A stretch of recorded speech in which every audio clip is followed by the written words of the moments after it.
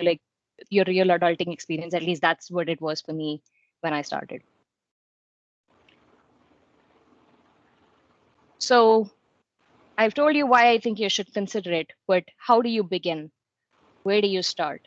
So do a little bit of your research, try to understand what is interesting to you now, what you think you want to study about more, and absolutely reach out to your alumni network. So even when you're just considering your options, should I do this?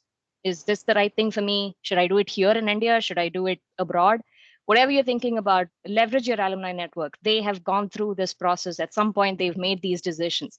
It would be useful to talk to them to understand why they did what they did and what they would have done differently. So absolutely reach out. I at least know for the people in the call that are alumni today, we are all happy to talk to anybody who wants to just find out a little bit more about studying or if they should take that option or not. And I will also caveat this. I do know that maybe higher education is not necessarily an affordable thing for everybody, but there are options and there are ways to make it affordable and make it possible. So even for that reason, talk to people who have pursued education before and who wanted to and who not been able to. Talk to them, find out more. So what does this process look like? So you decide you do want to apply and go abroad to get your higher education.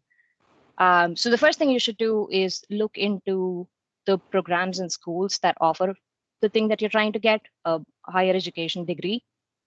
Uh, you might need to take some specific exams. So these would include the GRE, the TOEFL, GMAT, depending on what program you're trying to go into. These requirements might vary. And usually the college that you're applying to will outline everything that they need as part of the application. So if you start there, that should give you a good idea of the different kinds of things. What I'm listing here is the general sort of outline of what generally is expected. So any graduate program will very likely require that you have a GRE or a GMAT. And along with that, as an English requirement, they'll have you take the TOEFL. And obviously, they'll require that you submit an official application. And as part of that application, you will be asked to provide a statement of purpose. So this is like a letter that you write about what you're intending to do with your graduate degree and why you're applying to that particular school. What about that school makes it appealing to you? So you're just making a case for why they should admit you, basically. And one thing to remember is they are going off of only all of these materials that you're submitting as part of an application packet. They don't get to see you. They don't, for usual master's programs, they don't get to interview you. So this is all the packet of your material that they're seeing and making a decision based on. So you should reach out to, if you're considering applying, you should reach out to your professors, anybody who can speak to your capacity to do research. You should speak to them and make sure you get good letters of recommendation. So usually that's 3. Some schools ask up to 5 letters of recommendation. And obviously they'll need your undergraduate transcripts. So this is essentially all your mark sheets talking about your academic achievements. So once you get an admit, you'd have to complete the course requirements to be granted the degree that you applied for. So this is sort of like the super high level overview of what happens in the process. So you list out a bunch of colleges that you want to apply to. By that point, usually you have your GRE exam scores, you have your TOEFL scores, or whatever is required by that program, and an application packet ready, which has your statement of purpose, letters of recommendation, transcripts all put together.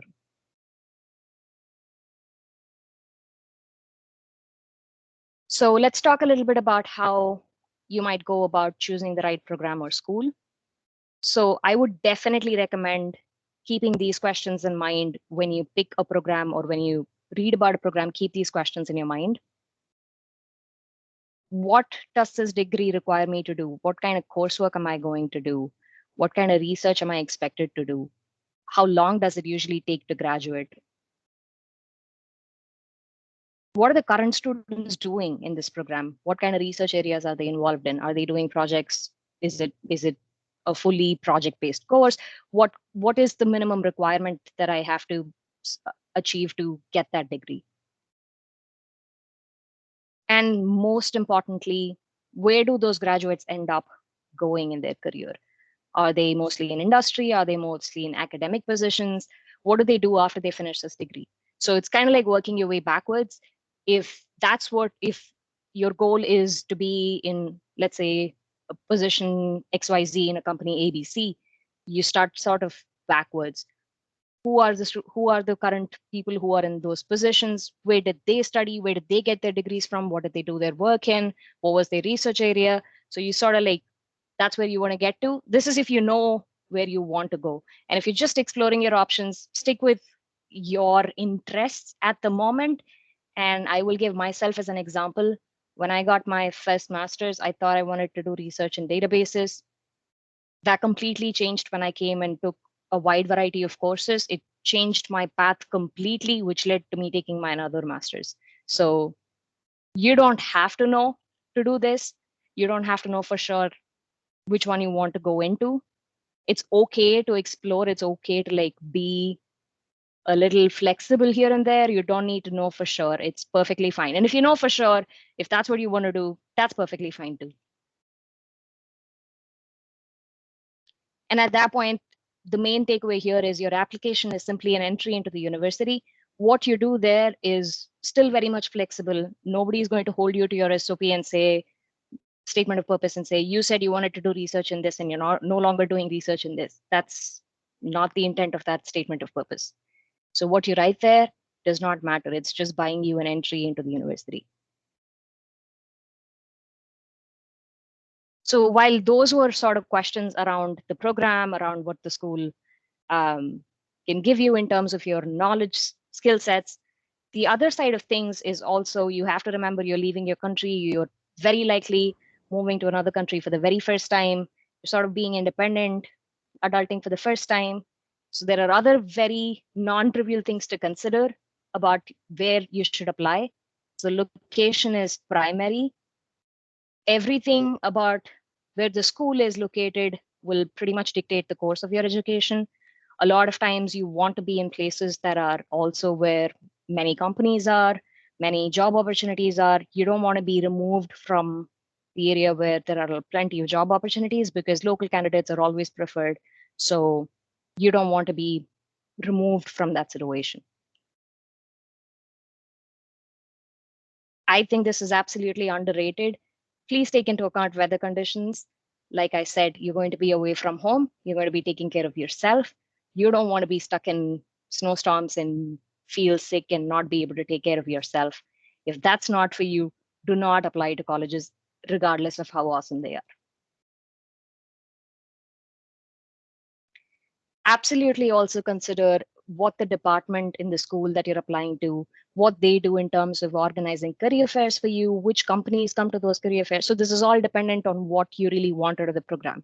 If you are targeting a program to get a job somewhere, this should matter to you. If you are targeting a program just to do pure research and you do not worry about the outcome that comes after, maybe this is not something you should worry about. Again, this is a little bit of an underrated thing. Um, it's really important who else is part of your cohort. So you are going abroad. One of the main reasons I pointed out in the beginning is you want to expose yourself to people from different backgrounds. They might have had completely different ways of understanding things, studying things, learning things. You want to expose yourself to all those to sort of take in all those cultures, to sort of take in all those experiences. So you're not going to get that if the school is not diverse enough to expose you to that. So what's the point of going somewhere if you're not actually going to reap that benefit? So similarly, it's also important that the school that you're applying to has a sort of good community, especially so for us in this case, an Indian community that can serve as a support system. Your Indian friends abroad are going to be your family away from home. So that is your main sort of support system. So you want to make sure that you apply to a school where you're not the only one and nobody else knows anything about your culture, or they're not able to support you the way you might expect support. So on the similar vein, there are a lot of things that come along with being an international student. So you don't want to apply to a school that might not have prior experience in dealing with those international affairs. So a lot of times in the US, for example, the school acts as a liaison between like the US government rules and what you are allowed in your rights as part of being an international student. So if the school cannot handle that, you're sort of on your own to figure all of that stuff out. Usually most schools are, but it's also important to research. It's also important. That's why if they've had a good sort of Indian community, they've dealt with it for a long time. They know the pressures that come along with it. They know the timeline. They know the restrictions. So it's just everything just becomes easier because everybody's aware of the situation. So while the other part of knowing your program, knowing what it offers in terms of like courses and requirements, while that's important, these factors are even more critical because that you might get in multiple places, but this is what's truly going to dictate your experience in terms of your life. You're going to spend at least a couple of years if it's a master's degree and at least 5 years if it's a PhD. So you really want to make sure all of these work out in your favor.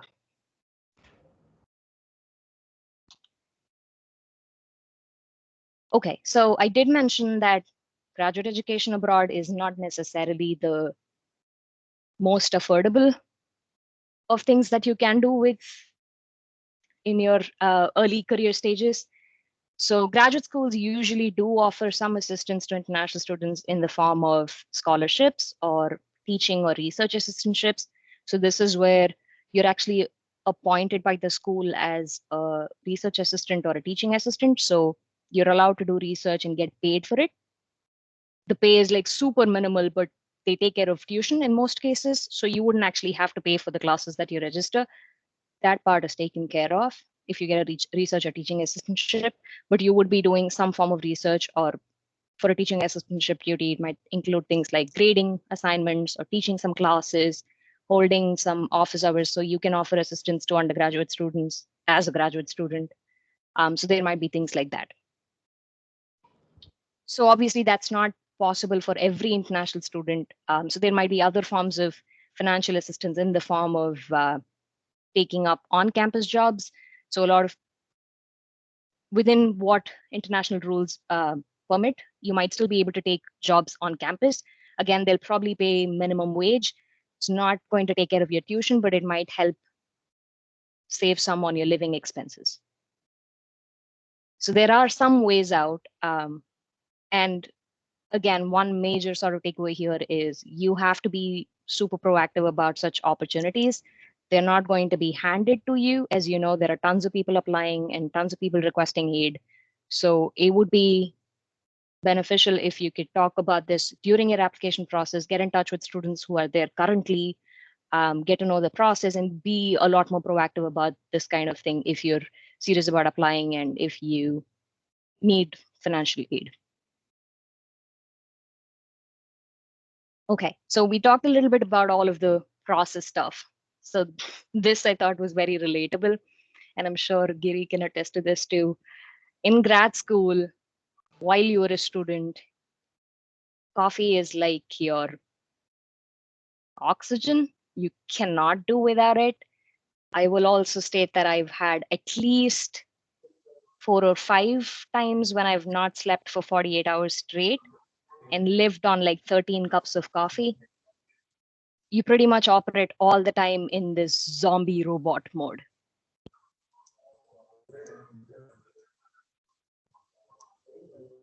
So this was again, I did try to put in content here that I wished I knew before I applied. So I hope this helps, but these are things that I thought are very defining of graduate education, especially in the US, that's very different from how we learned in India. So schools typically follow a semester or quarter system. So semesters are like 15 weeks, 2 semesters per year. You have a spring and fall semester, and there's like a summer break in between and a winter break in between. And quarter systems are like 10 weeks. So it's every quarter, there are shorter breaks in between. And so, in terms of graduate education in the US, there is a lot of flexibility. So, there is a very structured requirement that you satisfy some amount of credits. So, each course is given some number of credits, and your overall goal is to, let's say, get 36 credits as part of your degree. And you can pick and choose what courses you want to make up that 36 credits. And they might just have rules like you should at least have 2 in this area or 3 in that area or 4 in your specialization, whatever the rules are. So there's just set rules, but then you have a lot of options to pick and choose to satisfy those rules. All to say that if your friend and you end up in the same school taking the same degree program, it's not guaranteed or it's not required that you both do the same syllabus to get the degree. Your friend might have an absolutely different focus and might focus on different aspects of that computer science degree, let's say, and you might focus on different areas and get 2 different courses to satisfy the requirements, and you'll both get the same degree. Your areas are different. So this is very different than how undergraduate syllabus is prescribed for us, and everybody studies the same thing. And the other thing that I wanted to call out was there's like a really strong emphasis on practical training and research heavy learning. So what that means is in every one of my graduate classes, it'll almost take the shape of a project-based course. So throughout the entire semester, you'll be working towards building a project at the very end. So you'll be building pieces of it during the semester. But to do that, you'll constantly be reading the newest literature. You'll be trying to like apply what you're learning. So it'll all usually culminate in a project that you can showcase. So usual end of course exams would be like demo showcases where you'd showcase your whatever you've built. And another interesting, exciting thing is you can also audit courses for a pass-fail grade. So usually if you take a class for credit, you earn a grade like A or B or C or whatever the passing grade is, and then you get the credits for it if you pass. And then there are also other courses that you can simply take because you're interested in that subject. It doesn't need to count towards your degree. It doesn't matter how well you perform, you're just there to learn. So I've audited some courses in the music department and the English department just because I found those things fun. Sometimes, so you're also billed by the number of courses you take. And in most cases, if you go beyond 12, it's all the same amount. So if you can spare the time, if you can put in the time, you can attend any number of classes and just get a pass fail grade, but you can just have access to all the course material. You can sit in on the lectures, you can do the assignments. As long as the instructor is okay with you auditing the class, you can do that too. So you truly have the opportunity to really make that graduate degree be whatever you want it to be within that framework. So I did include a slide. I mostly spoke to this, but this is what it might generally look like.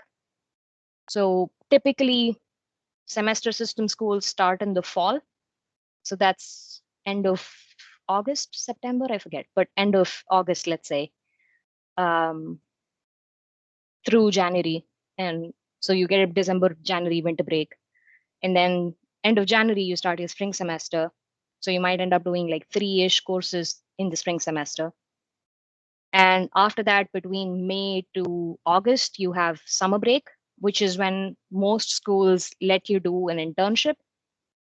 And you come back for your second year, you do whatever remaining courses you have to do, and you start working on sort of your research project or thesis project.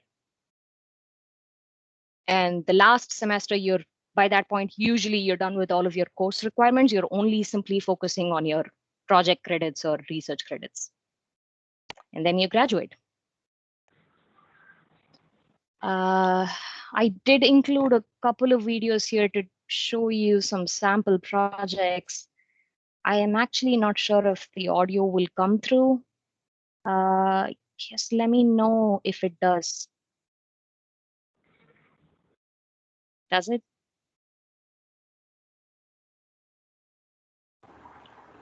Include the option, Aishwarya, audio. Oh, When you're sharing, there will be an option at the top that to include the audio.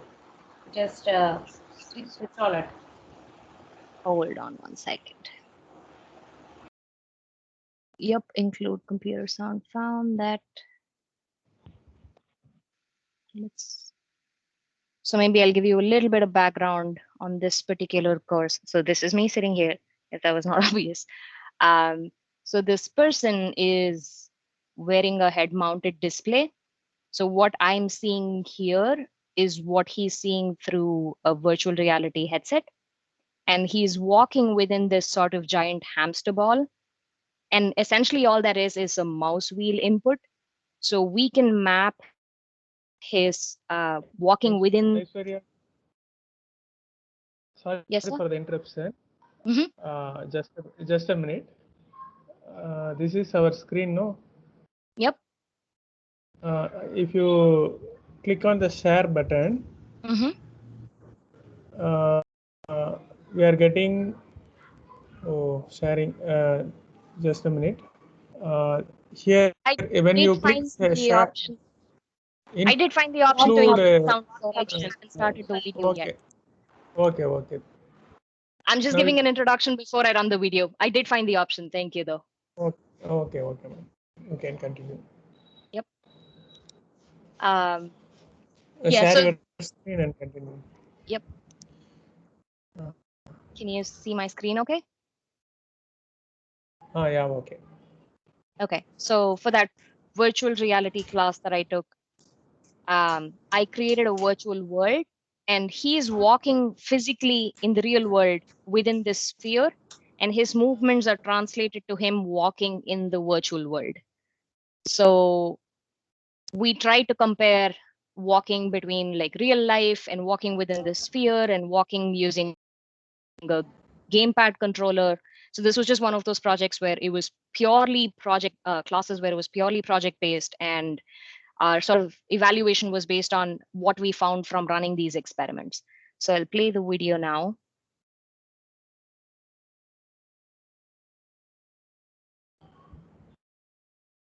So as you can see, he's walking in the sphere and he's also walking in the virtual world.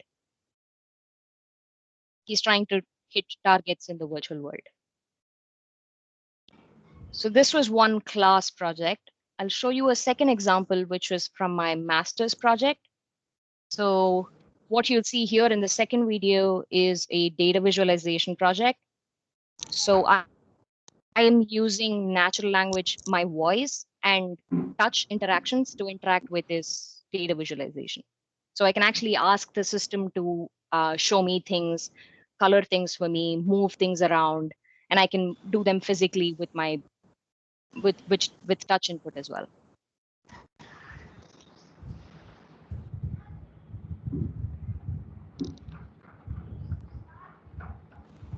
Aishwarya, every time when you share the screen, you have to include the audio. Share again, you have to on it off.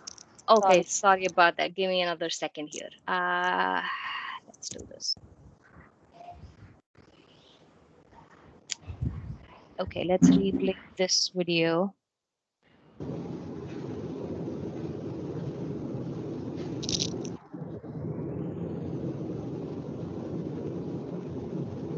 Show me a path between Angelo Organa and Cristiano Ronaldo.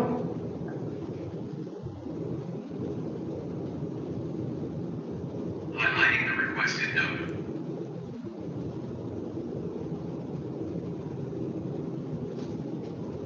Highlighting the requested path.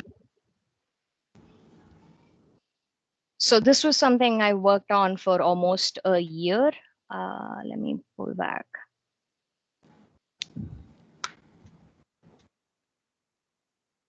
That was me trying to highlight sort of the emphasis on like building stuff. It's not learning theory in the class, which you do too. You read a lot of papers, you reflect on those papers, but then you also actually build stuff at the end of every course and every sort of class project. And there's also this notion of you don't work on these projects alone, you work on them with a bunch of people with you. So it's almost always group projects. So it's a lot more opportunity to collaborate again with diverse set of people. Their backgrounds are not the same as yours. They might have a completely different level of expertise in the area. So you learn from each other. It's just really collaborative.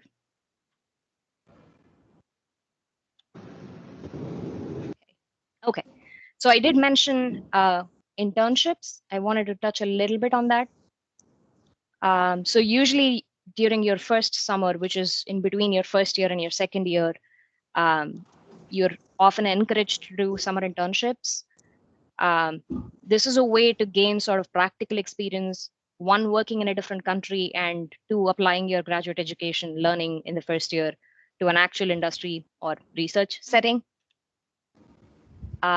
Definitely helps offset some of the financial burden for your second year. So the money that you earn through your internship can certainly be helpful. And usually when graduate students take up an internship offer, by the time they're done with their 12 or 13 weeks of internship, it's a way of companies to test out the job with you too. So they like trial running you.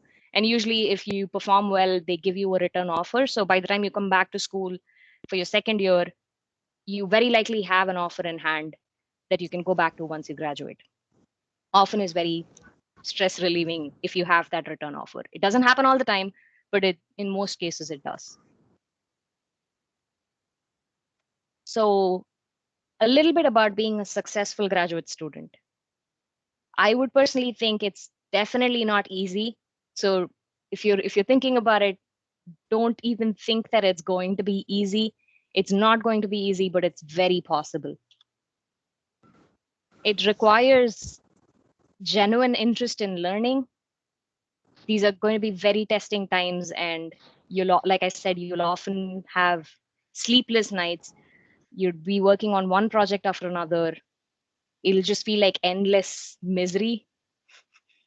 You'll need to manage your time very effectively. Like I said, one practical example is everybody's taking different classes and everyone has to work in different groups.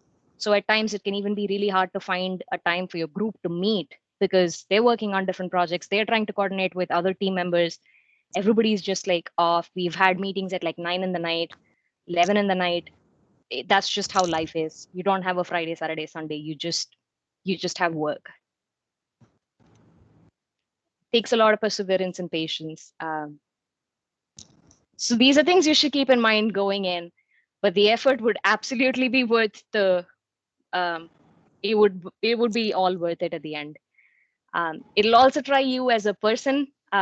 You'll have to balance your professional and personal relationships. Like I said, there is no concept of Friday, Saturday, Sunday.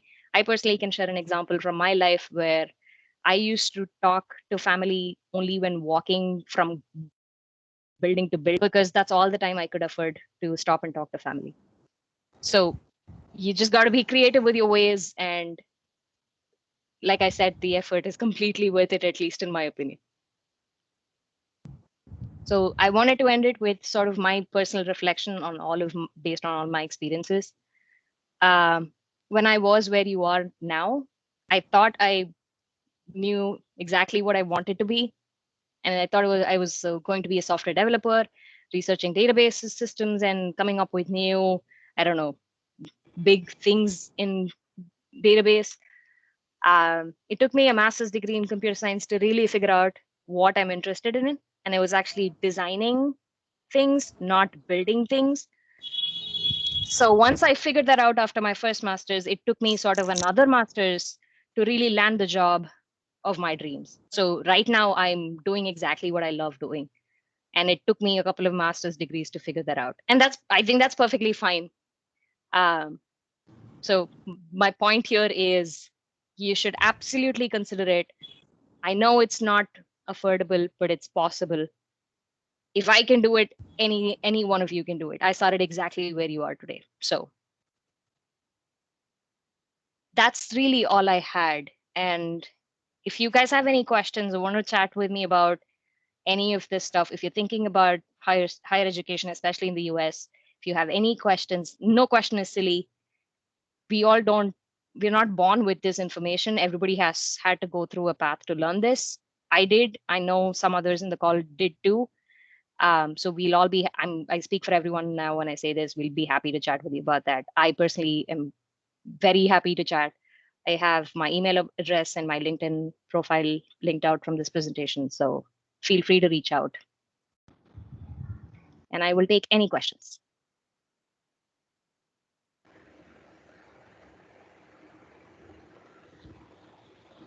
So, thank you, Aishwarya. That was a very informative presentation. And for your knowledge, there are certain second year students are also present in this meet. So it would be better that if you share the experience as to how they have to prepare right from the beginning of their third semester itself, it will Yep. be very good. Absolutely. I think the one thing you can do, so writing the GRE exam, especially if you're thinking about a master's in computer science or any other program, but a master's level degree or a PhD level degree, you can pretty much assume that schools are going to require a GRE score. And that's just a test that's your scores are valid for 5 years. So if you're even thinking about it,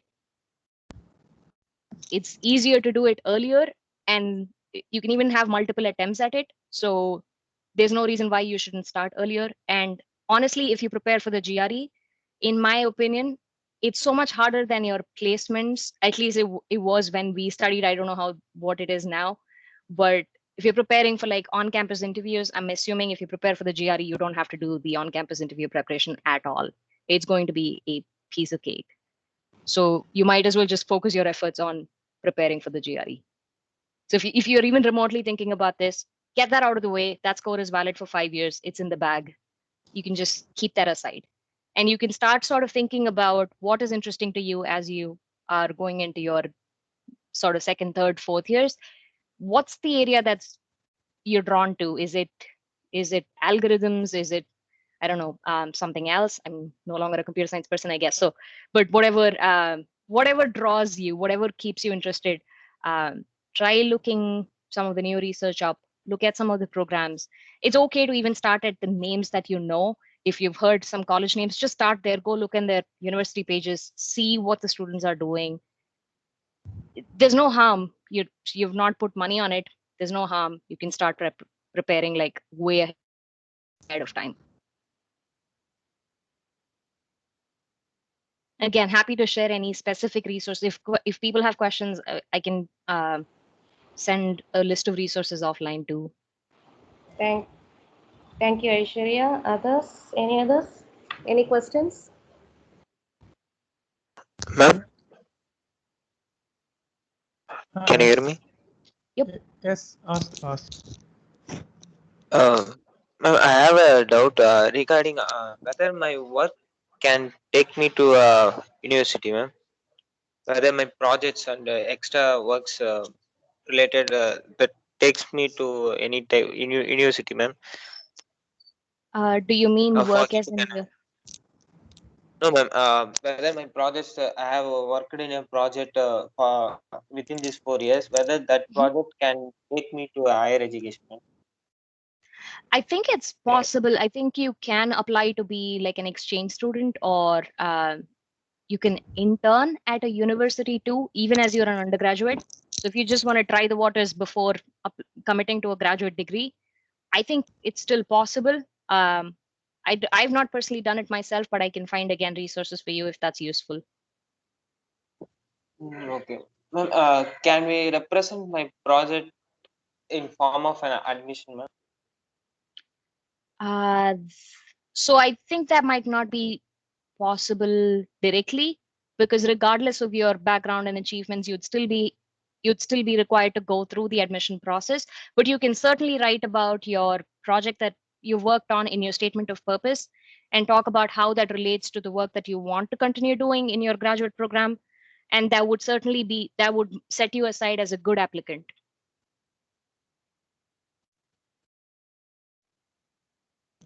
Does that help?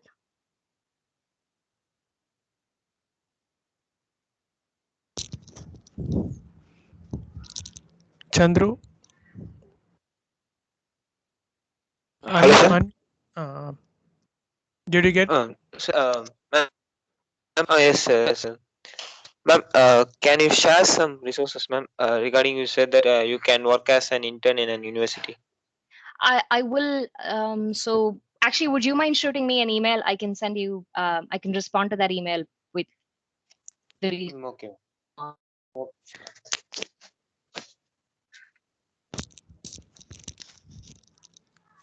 Any other Any questions, thoughts? any other questions, participants? Giridi, do you want to share any thoughts based on your experience? You sort of touched upon, I mean, most of what a regular graduate student would go through, sort of the 2 years of how to go about starting in terms of applying, in terms of projects, experience, different semesters, the internship process. Uh, I think, yeah, I mean, most of what you said sort of applies to me. I think the part where you sort of highlighted about people doing internships during summer.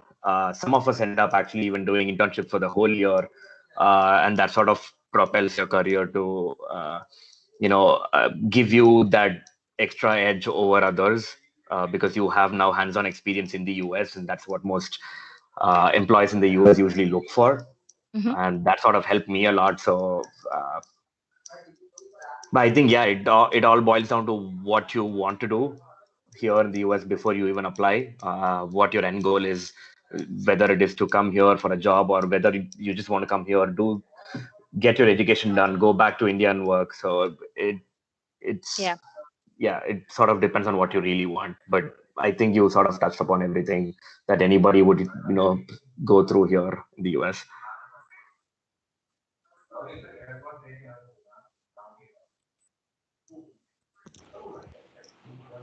Yes, anyone else? Hello, ma'am. Hello. Huh? What's Hello. about the hello, ma'am. Yes, ma'am. What's about the tuition fees and living cost there? And do you get any loans from Indian banks or something? So I personally do not have experience about the bank part. I was funded for most part of my education, so I'm sorry I'm not able to talk to that. But I will tell you that the tuition fee and how much you should expect to pay is actually all generally available on the school's website that you're looking for. So if you are interested in a school or just to even get like a frame of reference, go to any engineering schools and look at the fee structure. It'll actually break it down for you. It'll also depend on which state you are going to be in. All living expenses also vary quite widely, but wherever you're interested in, that program should outline the fee structure for you. Okay, ma'am. What's about the living cost there? Like I said, it'll depend on where you are. So living in New York is different than living in, I don't know, Blacksburg, Virginia. So some are towns and some are proper cities. So I have paid rent in places that are like $300. I've also paid like $1,200 rent, so it can vary quite a bit. But if you're like particularly interested in any program, that's another reason to talk to the community there. Talk to the students who are there. They'll be able to give you the most accurate sort of estimates. Okay, ma'am. Thank you.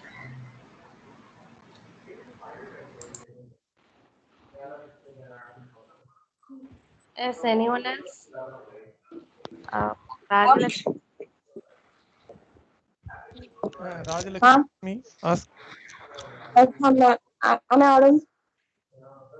Yep, Yes. go Yeah, ahead. actually, I would even I want to pursue my higher education. I'm in a plan that I could work for 1 or 2 years, which will help me to meet the living expenditures over there.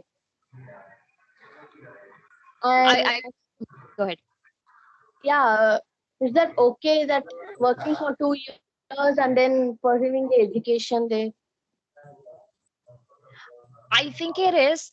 It helped me understand So working in India is what actually pushed me to go get more education. Um, it is good to have that experience too. It also helps your application because again, when they're recruiting or when they're admitting students, they're looking for a diverse background. So it does help to have that work experience. Not that you require it. It just really depends. If you know you want to get your education, do you really want to spend a couple more years here? But if that's what makes financial sense to you, I think that it depends on every individual. So it can help. But if you know that this is what you want to do, if you think it's a waste of time to spend in some industry setting in India, I would just say go for it. But if it makes financial sense to you to stay here and make that money first and then apply, that works too. And can you share the scholarship details, ma'am, for colleges there? One more thing about that is, again, every college outlines what opportunities are available. So one maybe tip is make a big list, start with an Excel sheet, just start putting the links of colleges that you want to apply to, and they have all the resources outlined. There's usually an FAQ document that talks about what the fees is like, what the course structure is like, what alumni end up doing. There's like every college does that very, very well because they want to attract people to come to their college. So they have everything documented. So I would say start looking in the college pages. Thank They you. will have scholarship opportunities identified. They will have links to which professors are looking for research and teaching assistantships. So you could just start there, and you could start emailing the professors today. There's no harm.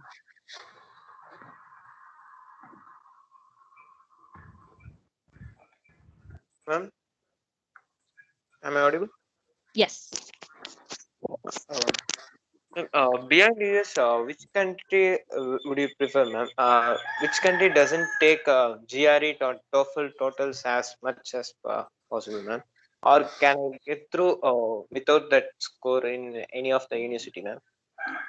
In any country? I think it's possible.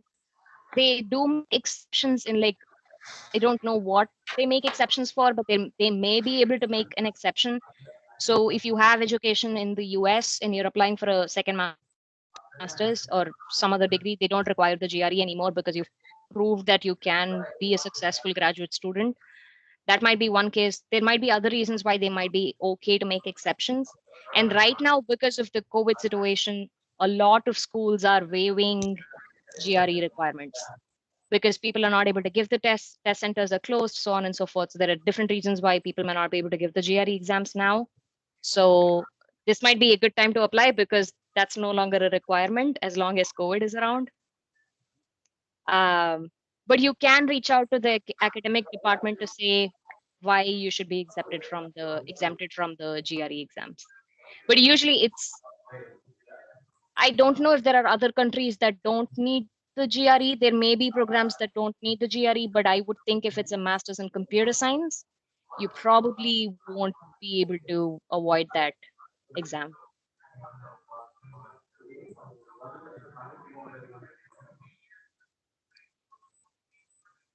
Thank you, ma'am.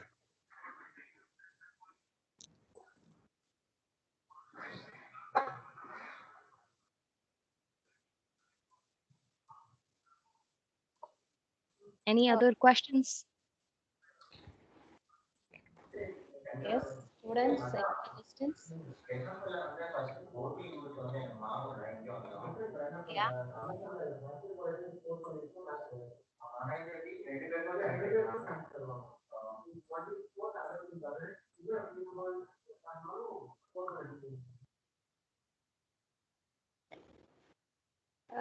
Yes. Is there any other questions?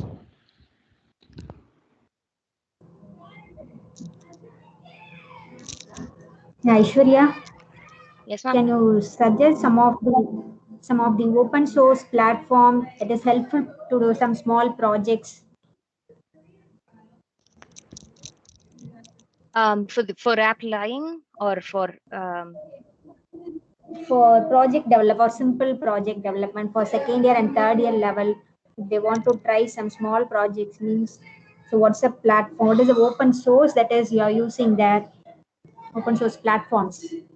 I am no longer a developer, ma'am, so I might not be the right person to answer that question. Maybe Giri take that. Would you want to take that, Giri? Well, I've dropped out of the developer space myself. I am into analytics. But I probably might need more clarification when you say open source projects, as in just development projects, or I know there are a couple of open source platforms like Kaggle, where open source communities come together and uh, solve data issues through analytics. But I don't know if that would be relevant here. Okay, thank you. Sorry, I'm not very helpful there. Yeah. I have more Okay, UX not a projects in mind, but if anyone is interested in UX or HCI, I can suggest some projects. But from a development perspective, I'm not fully sure. Okay, Aishwarya, it's no problem. Ma'am, Yep. Yes. hello. Ma'am, I have a doubt on project. Uh, yeah, today it's of a voice recognition with the Power BI or a data visualization project. Sorry, Chandru, could you repeat that again? You kind of cut off. Uh, your second project you did with the voice recognition, ma'am, the data visualization, distance between two places are actually did, second project, ma'am. Whether you are done with the help of a Power BI or Tableau, ma'am, or beyond the two softwares. No, that was built from scratch, Chandru. That was D3, Python, and some machine learning libraries. Okay, okay. You mean data visualization is completely carried out by Python or any other software, ma'am? D3? Like Using D3? D3 JavaScript, yep. Okay. And does it take really hard to integrate voice, ma'am, to match the data? I will be honest with you, I did not build that part of the software. That was already built when I joined the lab. I was doing a research project on top of understanding how voice and touch are being used. So I was doing user studies with multiple people to understand how they use a system with voice and what was voice good for, what was touch good for. When did they use both voice and touch? So I was doing a research project on top of the system. Okay. But I can send you the research paper that talks about the implementation of the actual thing that uses the voice system, if that helps. Okay.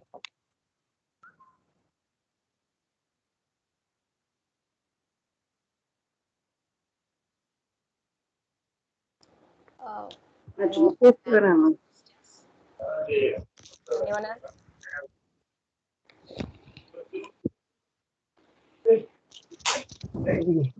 Okay. Aishwarya, Yes, I'm not sure who is talking now, but hi. this is Vijayalakshmi ma'am from Max department. How are you? Hi. Happy Good, to ma'am. see How? you. Happy to see you too, ma'am. Good. I'm good. How are you? Remember? I can't hear you very well. Sorry. Okay. All the best, ma, for your thing. Your presentation was very nice. Thank you so much, ma'am. Appreciate it. Okay. And to all the students, please feel free to reach out. I really want to help.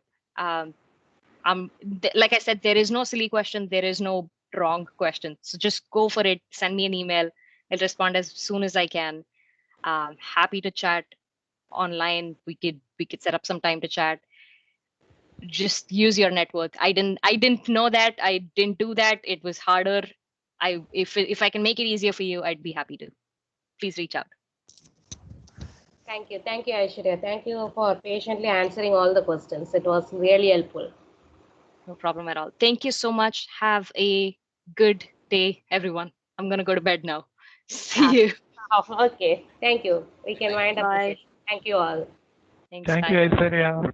Thank you, sir. Bye. Thank you, Aishwarya. It was nice. and have a good night. Pleasure. Thank you, sir. Bye.